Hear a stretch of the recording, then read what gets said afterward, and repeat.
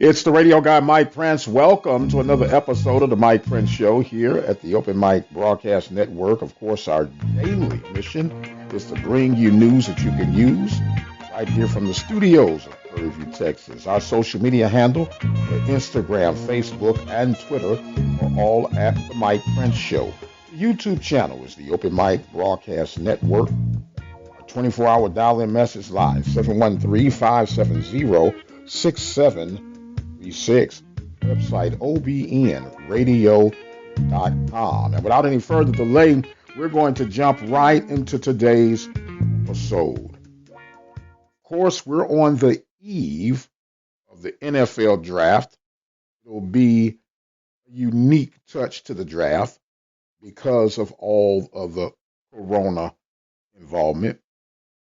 But I'm looking forward to it. Been taking a poll. So far, 83% of you guys plan on watching some form of the NFL draft. And all that is good and dandy. But man, came across a news article that Roscoe is going to share with us in just a moment. Out of Lafayette, Louisiana. It's a pretty bold projection about Joe Burrow. I'll let it speak for itself. You'll know further where I'm going with that. We'll take a break. We'll hear from Roscoe, and we'll be right back with today's episode of the Mike Prince Show, right here from the studios of the Open Mic Broadcast Network in Prairie View, Texas. Serving the community through faith and athletics, the Open Mic Broadcast Network. I'd like to recognize sponsors. Attorney Lee Van Richardson, located at 1047 Austin Street in Hempstead, Texas. Their phone number is 979-826-8008. Diva Skin Conditioner, located at divafeet.com, D-I-V-A-H feet.com. Their phone number, 903-270-0026. Prairie View Athletic Club, serving student athletes since 1986. Their phone number is 936-857-5817. Temple of Refuge Ministries, located in Prairie View, Texas, at 45372 Old Highway 290. Brazos Valley Schools Credit Union, several locations to serve you. Katy, Rosenberg, Brenham, Bryan, College Station, and Waller, Texas. Their phone numbers, toll free, 855-391-2149. If you or your business would like to be a part of the sponsorship team here at the Open Mic Broadcast Network, contact us at 832-213-8824. Lee Coleman. I'm the class of 1966 at Prairie View A&M University. You're listening to Open Mic Broadcast Network. Burrow could be like Brady, Breeze, Manning. If Burrow can survive Cincinnati and owner Mike Brown's losing ways, 18 losing seasons since taking over in 1991, he will be on his way. Or maybe he can sign with a better organization and be on his way regardless of the coach, much like Manning.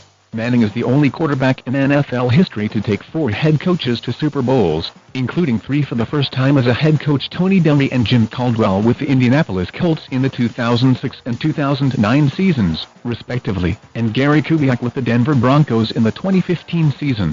He took Denver Broncos head coach John Fox to his first Super Bowl in 10 years in the 2013 season. In many ways, it didn't matter who was Manning's coach. LSU's Joe Burrow, who is expected to be the first player picked in the NFL draft on Thursday night by the Cincinnati Bengals, has been watching film since he was 8 years old. Burrow's dad, Jim, was the defensive coordinator at North Dakota State in 2003 and 04 when Burrow was 7 and 8, and the defensive coordinator at Ohio University beginning in 2005. Dad would pay one of the graduate assistants to film my 4th, 5th and 6th grade games to watch, Burrow said last season. We'd play on Sundays, so we'd watch the film on Monday nights when he got back from work. Burrow will be joining one of the worst franchises in recent NFL history at Cincinnati, so his depth of knowledge in addition to his skills will last beyond whoever may be coaching him over the next 15 or 20 years. Burrow will sign the standard 4-year NFL rookie contract for about $37 million with a signing bonus in the neighborhood of $25 million. Then, it's going to get rough. Manning went 3-13 in his first season with the Colts in 1998 under coach Jim Mora. He threw 28 interceptions, which remains the NFL record for a season by a rookie quarterback. Burrow called Manning last week. Their two dads, Jimmy and Archie, have become friends. If Burrow can survive Cincinnati, and owner Mike Brown's losing ways 18 losing seasons since taking over in 1991, he will be on his way. Or maybe he can sign with a better organization and be on his way regardless of the coach, much like Manning. The latter may be the best future for Burrow, as Brown has not been as successful at football as his legendary father Paul Brown, a father of the NFL with 3 championships in the 1950s as coach of the Cleveland Browns and 2 AFC Central titles as coach of the expansion Bengals in the 1970s. Either way, Burrow will have to learn to slide. With a proper organization soon in Cincinnati or elsewhere, Burrow can be as good as Manning, Tom Brady and Drew Brees. He is a better and bigger athlete than all 3 and will be as smart as each one. He will be as accurate as Brees, but with a stronger arm. He will be as adept at reading defenses as Manning, but with better moves. He will possess the command performance presence of Brady, but with even better hair. In the end, he could be a Canton combination cocktail of the trio. Joe Burrow was the first LSU player to win the Heisman Trophy since Billy Cannon in 1959, and he will be the first LSU quarterback to reach the Pro Football Hall of Fame since Y.A. Tittle in 1971. And welcome back, ladies and gentlemen. Once again, I want to thank Roscoe. Roscoe is making life a lot easier for me these days, and we truly, truly appreciate him to the utmost. Now, to the topic at hand. There was a lot said in that particular article out of a newspaper out of Lafayette, Louisiana, in reference of comparing Joe Burrow to Peyton Manning, Drew Brees, Tom Brady, and Y.A. Tittle. That is a tall order, some lofty expectations to be putting on a young man's shoulder. We know that college transition to the NFL has been a challenge, regardless of the success that you've had in college. There are going to be some growing pains, some learning curves. I, for one, was not on the Joe Burrow bandwagon. He did make a believer out of me when they dismantled Oklahoma in the championship game. But I'm still somewhat hesitant to go ahead and crown him as the next messiah of quarterbacks in the NFL. Very intriguing how the article has already put Joe Burrow in the NFL Football Hall of Fame. Wow, really? There are some things that Joe did exceptionally well. And one thing there was emphasis on was his film study habits.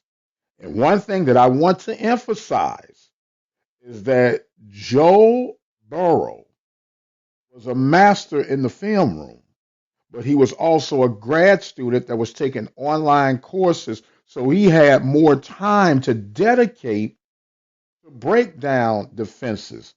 When you step up to the next level, not only are you going to have defensive coordinators, but the players themselves will study just as much film as Joe has been accustomed to. So therefore, the playing field is going to be balanced. Accurate arm, strong arm, mobility, beyond a shadow of a doubt. But wait a minute. Let's not put the cart before the horse. I wish him well. I think he will do well later on. But he also has, on record, small hands. Anybody remember the old Seattle Seahawk quarterback, Kansas City Chiefs quarterback, Dave Craig? Decent quarterback, but part of his problem was his hands were considered small for an NFL quarterback, which led him in a category that you don't want to be associated with. One of the top 5 quarterbacks with fumbling issues. Not pushing that toward Joe. But Joe is going to be allegedly joining a franchise, i.e., the Cincinnati Bengals, who have a history of getting in their own way. Will be an interesting ride nonetheless. Meanwhile, we are definitely going to be looking at the clock for any of the underdogs coming out of the Southwestern Athletic Conference and the MEAC Conference, any other conference the FCS ranks or below make an NFL franchise. Should be exciting. Can't wait to see what the results will be after the entire draft. It does feel good to talk about something that feels quote unquote normal right about now, doesn't it? Meanwhile, I want to remind you guys that we have a mission to come to you each and every day right here at the Open Mic Broadcast Network, and we look forward to offering up news, stories, and insights. You can join us here Monday through Friday, 10 a.m. Central Standard Time, and catch us live Sunday evenings at 6 p.m. Right here at the Open Mic Broadcast Network. My time has come that I must exit stage left. I am the radio guy, Dr. Mike Prince. Thanking you guys as always for joining in with us. Until the next time, you guys be blessed. We'll see you on the other side.